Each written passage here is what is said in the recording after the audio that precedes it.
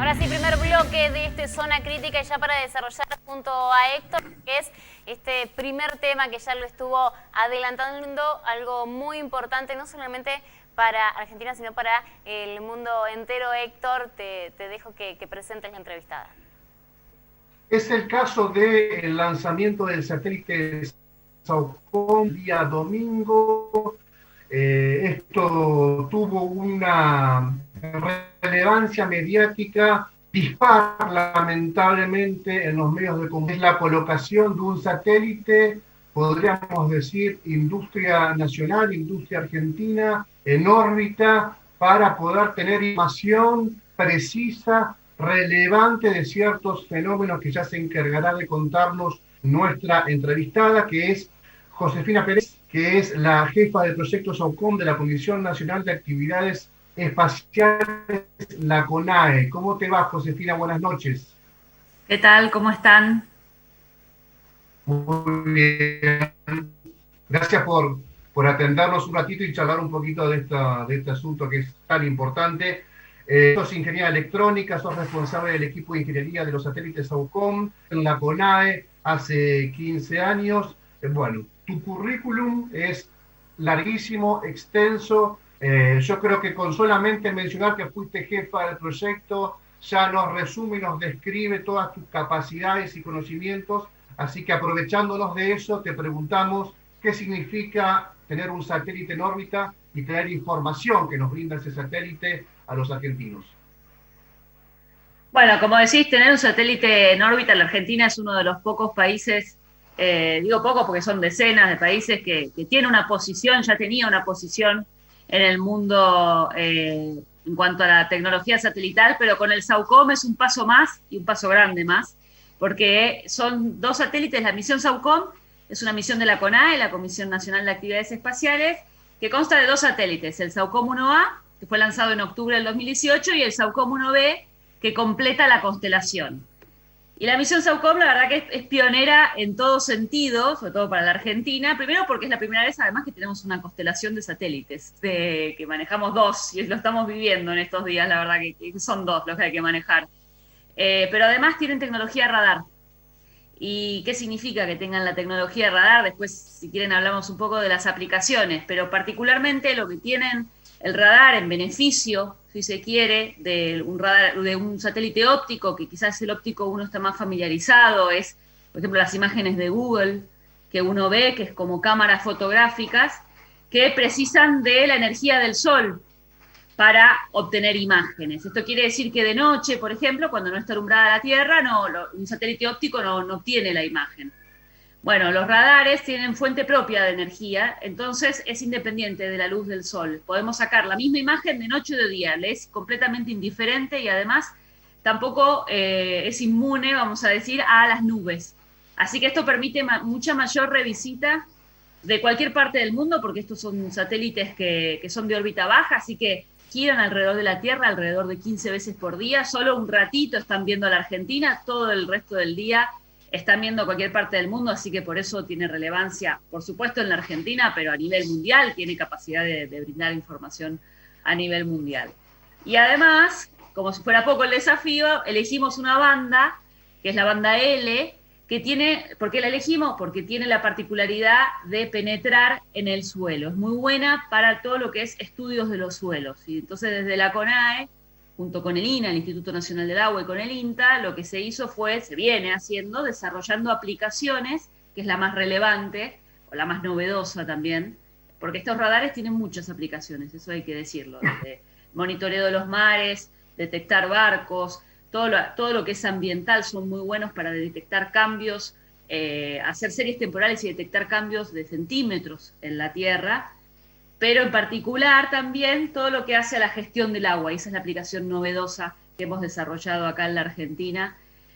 Cuando hablamos de gestión del agua, hablo desde emergencias, es decir, poder detectar índices de sequía o que hace incendio, por ejemplo, propenso a incendio, o saturación de los suelos, que es propenso a inundación, y así, con las imágenes, poder gestionar una emergencia o prevenirla. Pero también todo lo que hace la productividad, y con otros parámetros ayudar, por ejemplo, a la detección o la prevención de plagas. Así que tiene amplia gama de aplicaciones y seguramente aplicaciones que tampoco conocemos, porque estos radares solo lo tiene, este tipo de satélite solo lo tiene Japón, este tipo de datos, y la Argentina. Así que por todos lados es pionero la misión SAOCOM, así que debemos festejar fuertemente los argentinos de tenerlo. Antes de hacerte una consulta más, más del uso del dato inteligente que puede aportar el satélite, te pregunto una cosa tal vez menor, o no tanto. Vimos cómo el satélite partía desde Cabo Cañaveral, cómo se colocaba en órbita. Ahora, una pregunta que puede resultar sencilla o no. Argentina debe tramitar, ¿y cómo se tramita eso jurisdiccionalmente para poner un satélite en el espacio? ¿Eso hay que gestionarlo ante quién? ¿Eso lo hace cualquier país? Porque para poner en consideración el marco mundial en el que se da esto, eso hay que consultarlo con otros países, debe ser autorizada la Argentina por un conglomerado de países. ¿Eso es solamente discrecional de cada país? ¿Cómo funciona esto? No, bueno, hay regulaciones de todo tipo en esto. Por ejemplo, una es la regulación de la radiofrecuencia. Uno va pidiendo a lo largo del proyecto, ya sobre todo en la etapa final, uno va pidiendo permiso, por ejemplo, para las radiaciones. Todos los países, la Argentina a través de la ITU ha solicitado el permiso para radiar porque esto es radiofrecuencia, a todos los países, y hay un momento en que los países pueden decir que sí o que no, pero no hacen a la capacidad al derecho, llamémosle, a poder poner en órbita ese satélite. En realidad son regulaciones, permisos, uno muestra los papeles, pero por decir son, no quiero decir burocracia, pero tiene que ver que si uno puede justificar todo y está dentro de la norma, no hay problema con lanzarlo, ni tampoco tiene que ir a pedir permiso. En particular, el lanzamiento, por ejemplo, en este caso se hizo de Estados Unidos, pero porque en etapas muy tempranas, hace varios años, del SAOCOM, se hizo una licitación internacional frente a las posibilidades de lanzadores, y bueno, ganó la empresa SpaceX, particularmente para el SAOCOM, que es un satélite, son dos satélites bastante pesados, de 3.000 kilos, así que por eso fue a lanzarse a Estados Unidos, simplemente por una relación comercial de una licitación pública internacional que ganó SpaceX. Así que son gestiones normales y que llevan su tiempo, por supuesto, y que están regulados, y si uno está en la norma, simplemente demostrar y hacer los papeles que cumplan con eso, ¿no? ¿Cómo arranca, cómo se convierte en una realidad este proyecto? Arranca obviamente con un boceto, vos arrancás, digamos, desde el boceto, desde el minuto uno estás ahí, te plegaste luego, y eso por un lado. Y por otro lado, esto es enteramente argentino, industria nacional, tributan empresas, tributan otros países. Son dos preguntas en una, Josefina. A la primera pregunta, a mí me tocó, como decías, trabajo hace 15 años en la CONAE, y indirecta o directamente estuve siempre relacionada con el SAOCOM. Mis inicios fueron en un proyecto que era un prototipo del SAOCOM, porque como decía, es la primera vez que la Argentina consta con tecnología de radar, así que desde los primeros papeles, cualquier proyecto, y particularmente en la CONAE, empieza o comienza desde una necesidad de usuarios. En este caso fue el INA, el INTA. Bueno, era como el tema de la agricultura, la humedad, cómo poder lograr medir eso con algún sensor. Desde la investigación parecía que el sensor, un radar en banda L, era lo indicado. Ahora, de ahí, de esa idea o de ese conjunto de requerimientos, como le llamamos en nuestro rubro de alto nivel, al diseño hay un camino enorme, largo. En particular a mí, como decía, me tocó estar en un prototipo, en un radar similar que viajaba en un avión.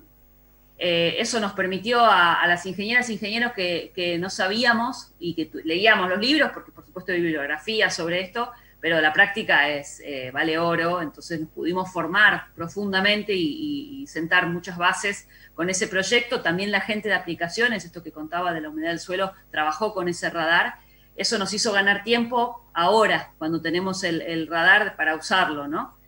Y después el desarrollo en sí, desde la CONAE se contrató a muchísimos, más de 80 empresas e instituciones científicos tecnológicos nacionales participaron del proyecto y en distintas provincias. En Buenos Aires, la Universidad de La Plata realizó todo el control térmico, la Comisión de Energía Atómica hizo el desarrollo mecánico de la antena, Río Negro, INVAP, fue el contratista principal y quien terminó de integrar todo el satélite. En Córdoba se integró la antena y se opera el satélite. Entonces, todo para decir, en La Plata se hicieron las antenas, hubo como una articulación desde la CONAE que fue, la verdad, desafiante, muy desafiante, manejar y gestionar todos esos proveedores, pero a buena hora porque hizo un paso más, los desafió y muchos de ellos hoy se quedan con la herencia ganada del conocimiento. Así que ese es un largo camino y después el proceso propio de un desarrollo tecnológico satelital nuevo, que empieza con un diseño, luego se construyen modelos que son similares a los de vuelo, pero donde uno puede confundirse y romper, básicamente, porque el modelo que vuela es caro, es bastante más caro, entonces uno llega a ese modelo de vuelo ya con los recursos formados y con el diseño muy calificado, como se llama en la industria. Entonces, bueno, es un recorrido natural de un proyecto muy ambicioso que se empezó de cero. Y a tu pregunta respecto de quienes trabajaron, como te digo, argentinas y argentinos, en su mayoría. A su vez, este proyecto, el SAUCOM, la misión SAUCOM, forma parte de una misión más grande del SIAGE, el Sistema Ítalo-Argentino para la Gestión de Emergencias, que es conjunto. La CONAE se asoció con la Agencia Espacial Italiana, que tiene 4 satélites similares a los SAUCOM, pero en otra banda, se llaman COSMO, y orbitan en la misma órbita que los SAUCOM. ¿Esto qué nos permite? Que podemos ver una zona con un COSMO que tiene una información, un tipo de información, y después vamos por la misma zona, a los minutos pasa el SAUCOM, y es único en el mundo, porque es imágenes X más L que no existen. Eso, así que hay una participación de los italianos, nosotros tenemos acceso a la información que dan los COSMO y ellos tienen acceso a la información que dan los SAUCOM. Ese es un poco el mundo industrial que acompañó y acompaña el SAUCOM.